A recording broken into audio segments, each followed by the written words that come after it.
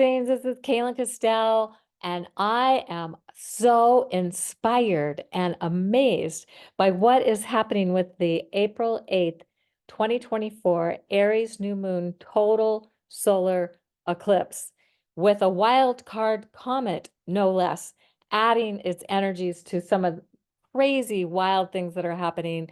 And I'm going to be sharing more about that in a moment. Here you can see a drawing of the constellation of the fish and where the eclipse is taking place in the constellation of the fish at 19 degrees Aries. And I'm going to share a little bit more about the difference between signs and constellations for this eclipse. But first, let's just get a really good understanding of what a total solar eclipse is.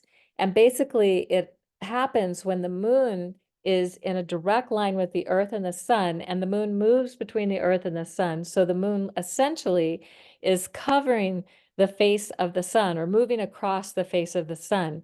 And what happens is day turns to night. And as the moon is moving across the face of the sun, it gets dimmer, the time gets dimmer.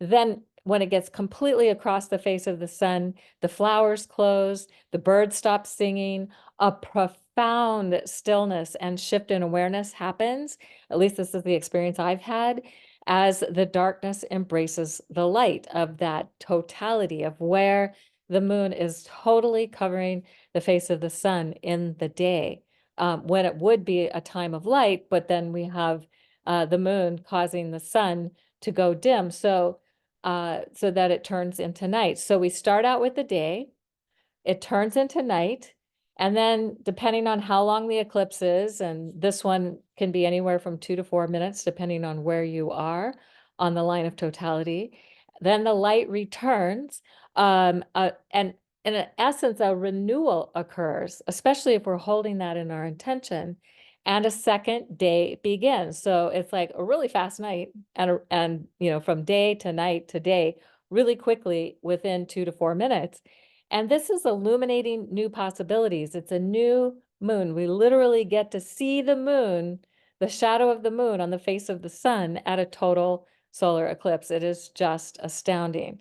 So this eclipse is featuring so many amazing factors, and I'm going to do my best to make them understandable. But here we have this north node at 1537 Aries. The sun and the moon are at 1924. And Chiron is also at 1924 Aries in an exact alignment with the sun and the moon at this eclipse. And this is super rare because, first of all, it'll be 50 years before Chiron's back in Aries. And for it to align so precisely with a total solar eclipse, because eclipses happen every, the eclipse seasons are return about every 18 and a half years, or about 19 years, you'll have the sun moon return on the same day, but Chiron won't necessarily be there. So this is just, whoa, like, okay, so Chiron, and you can watch the video I did on Chiron. I'll put it in the show notes. It's a short video, Chiron in the North Node, to kind of get a deeper sense of what Chiron's bringing to this total solar eclipse. But it's a lot about shamanic healing and healing the wounds of injustice that have plagued this planet for such a long time, and to come from a place of compassion and to transmute and transform the wounds of a culture that has been more about domination and control and all of the ways to have power over others, rather than be in alignment with what Aries is most interested in, and that's justice, cosmic balance, cosmic justice, and the cosmic order is another way we could say that. So Aries is an archetypal energy that, when it's healthy, would defend and protect the cosmic order. And the ways that people have been treated, the ways the planet has been treated, would not be something that would happen easily if Aries was operating in its healthiest, most profound expression of having a noble cause and a noble purpose. And that has been distorted. So it's an opportunity with Chiron being right here to help bring this back into the intended expression of the Aries mysteries so that it becomes something that goes forward for the people on Earth and Earth herself and her destiny. So we've got that. It's also a perigee new moon, so it has a greater impact on the Earth. I'll share a little more about that in a moment. In addition to Chiron, we also have Venus and Mercury retrograde in Aries, and Mercury retrograde somewhat close to the actual eclipse, and it be visible, maybe visible, probably not. Venus will definitely be visible during the eclipse, and I'll show where Venus will be. And then we have Hygeia and Venus. So you can see in the chart below, they're really close together. Hygeia is almost 4 degrees Aries and Venus is almost 4.5 degrees Aries. So they're about a half a degree, a little more than slightly half a degree from each other. Hygeia has to do with healing, and Aries, of course, is that fierce warrior protector. Let's restore order, let's put things back together in a way that's going to work for the greatest number of people, that sort of thing. And so that is also a feature of this eclipse.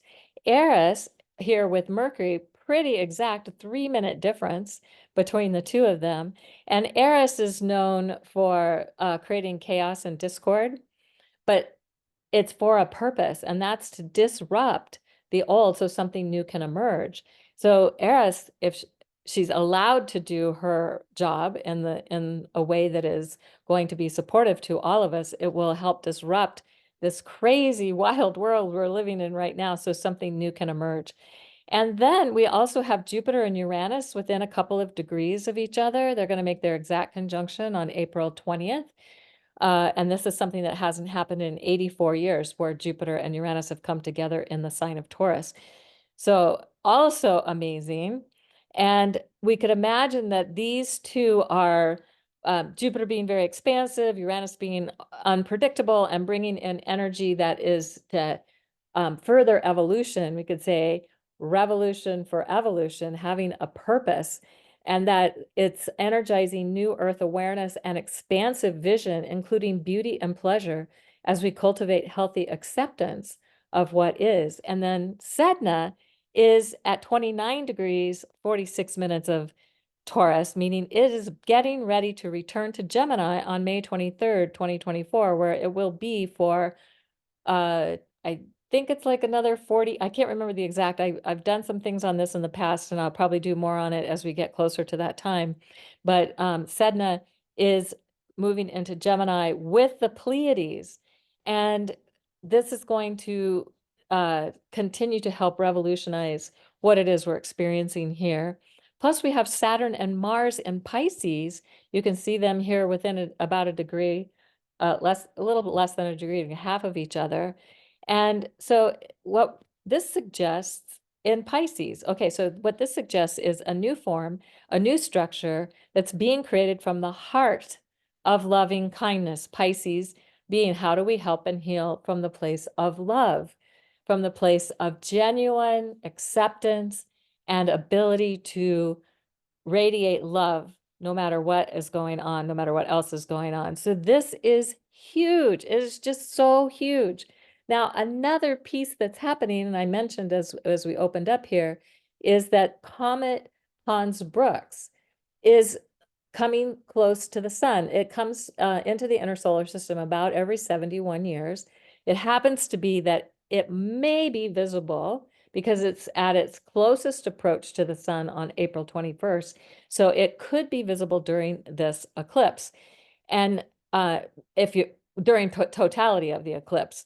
So you'll see Venus definitely pop into view on one side of the sun, and then Jupiter on the other side, and the comet is close to Jupiter. So if it's bright enough, you'll see it between Jupiter and the sun, but closer to Jupiter. And this image of the comet that was taken on February 25th by Stephen Balavia in South New York said that it's talking about how we could maybe see it with the unaided eye during the total solar eclipse east of the sun, 24 degrees east of the sun and 6 degrees west of of Jupiter. Now, this is an image that kind of gives you a sense of where you might see it. So in the sky, you see the sun and the moon, the eclipsed, the Venus pops out and is kind of sort of below, depending on where you're located, it'll look a little bit different. And then Jupiter with a comet not too far from Jupiter.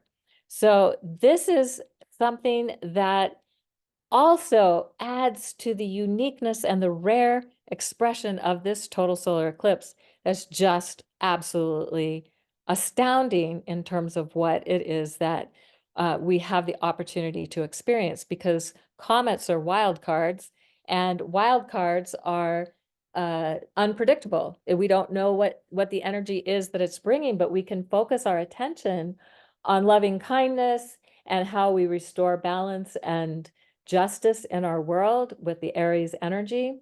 So good. Now, I have some ideas that you might want to work with as we're approaching the eclipse, while we're in the eclipse, because Aries is all about aligned, inspired action. And when we have aligned, inspired action, then that is attraction action, meaning it will help attract what it is that we're intending.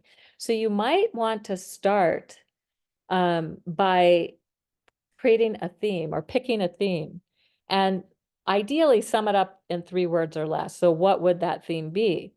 For me, I've been working with genuine self-acceptance. So that's the theme I'm working with for this eclipse. And then you could ask yourself, am I committed to taking action that supports the fulfillment of this theme? And hopefully that's a yes. And once you've determined that, I mean, first of all, you're probably committed to it if you've even bothered to come up with a theme. And then you can journal about it for a deeper look at what you're committing to furthering. So for example, self-acceptance, when we are lost in the journey to perfection, we get lost in self-judgment. Then we forget the truth of who we are. We forget we are already whole, having been created from love. So practicing self-acceptance enables us to return to wholeness and living from a growing sense of loving connectedness with all beings. So this is a theme that I'm working on really all of this year, but definitely energizing during this eclipse. Now, just you don't have to use that. You don't have to use self-acceptance. You can find something else. If you want a one-word theme, some possibilities could be freedom, awakening, peace, love, joy, magic, miracles, beauty, pleasure. One word as a theme. Or you could have a 2-word theme like deep peace or total transformation or loving abundance or loving kindness, or something else. So coming up with a theme that really aligns with what's true for you. Now, for me, in the self-acceptance and genuine self-acceptance, I've been connecting with Tara Brach, who's a amazing being who's done a lot of videos. She's written a book on radical self-acceptance, that kind of thing. So I'll put a link to one of her videos in the show notes for those of you who feel that you want to also engage and take action towards genuine self-acceptance. She has a lot of great ideas and ways of doing that. Now, this is showing you where the sun and the moon are at the time of the eclipse in the constellation of the fish, also known as Pisces, but it's at 19 Aries, so it's in the seasonal sign of Aries. And this shows you where the vernal equinox sun rises under the circlet of the fish. So that's the 0 Aries point. And Neptune is at 27, I think 27 Pisces. Saturn's at 10, 11, 12 degrees Pisces on the edge of the water bear and moving towards the fish. But when it gets to the 0, when both of these get to the 0 Aries point, that this is where they'll be located. Venus, of course, is at 3 or 4 degrees Aries, as we saw in the chart at the time of the eclipse. And so it's further into the constellation of the fish. Jupiter is in Taurus, as is Uranus in Taurus. And so they're underneath the constellation of the Ram. So here's the thing to know, and I say this in all my videos, but it can't be said enough, honestly, is that the signs are related to the seasons. The vernal equinox happens on March 19th or 20th every year when we have the balance of day and night. equal balance of day and night all across the planet, except at the extreme of the poles. And then different seasonal points. So the sun will be in the seasonal sign of Aries for the 30 days after the vernal equinox. And then it goes into Taurus, and then it goes into Gemini. And so over time, moving 1 degree every 72 years, these points shift through all the constellations. So if we think about the constellation of the fish, what is the energy of this Aries total solar eclipse? It could be about compassion, about healing, about loving kindness, which is one of the reasons I'm talking about that, about genuine self-acceptance, about not having to prove ourselves to an outside authority, but really connecting to a deeper sense of self-love, self-confidence, being in a place of greater self-recognition, and how do we support others in having that experience as well. So it's not just about us, it's not just about me, or it's not just about you, but it's about how we create a world where everyone has the opportunity to have that experience within themselves. So this is some things to also add to our understanding of what this eclipse is about. Now, just so you have a little bit of a sense, when the sun and the earth are in a specific alignment, the umbra, well, the moon actually will be in in between the earth and the sun at the eclipse. And so when it's in the umbra is when it's either moving towards totality, is at totality, or is starting to move away from it. So these are just some things for you to know, but it's in the umbra where the totality occurs. Now, here's a map of where the eclipse is. It's coming in to Mexico and coming up through the United States and out through Canada and out back into, so from the Pacific to the Atlantic. And these are some of the places that are going to experience totality. So you can, I will put in the show notes also a link where you can see where totality is in your area if you're going to be anywhere near the line of totality. Now, this actually is a little video that you can go and find off of earthsky.org or .com, and it gives the dates, the times of when the eclipse is beginning for Pacific time and for Eastern time. It also when it's going to be at the totality point, and it's up to almost 5 minutes in some locations where it's going to be in totality, and then when the light starts to come back, and then the eclipse ends. So I'll put the link so that you can find this out for your area. Now, this is going to be a perigee new moon, and the new moon or full moon, when it's at perigee, means it's closest to the earth. So here we see the earth, here we see the moon going around the earth, and this is when it's furthest away, when it's at apogee, and this is when it's closest to the earth, when it's at perigee. And so it's considered to be a super moon when it's at perigee. If it's a full moon, it's going to look 14% bigger than when it's at apogee, or 30% brighter. So that it's just an astounding thing. It affects the magnetic plates of the earth. And the closest perigee new moon this year is March 10th. But April 7th will have, within about 24 hours prior to the exact eclipse, we have the closest approach of the moon to the earth, adding an even bigger impact on the Earth's magnetic field, weather, and tides. It's amazing. And it will happen, usually happen, that the moon is at perigee when it's a total solar eclipse, because the moon is closer to the earth. It looks bigger, and it has the ability to cover the face of the sun as a result. If it's at apogee, it'll be more like an annular eclipse, and you get the ring of fire around the sun. Whole other story for another time. But anyway, this is pretty amazing. So something that has occurred to me over the years, and when I heard this, I was like, this is a description of a total solar eclipse, or at least part of it is. And it's from Tolkien's Lord of the Rings. And he said, All that is gold does not glitter. Not all those who wander are lost. The old that is strong does not wither. Deep roots are not reached by the frost. From the ashes of fire shall be woken, a light from the shadows shall spring. And that's what happens in a total solar eclipse. When this light comes back, the light springs back in just this amazing way from behind the shadows. Renewed shall be blade that was broken, the crownless again shall be king.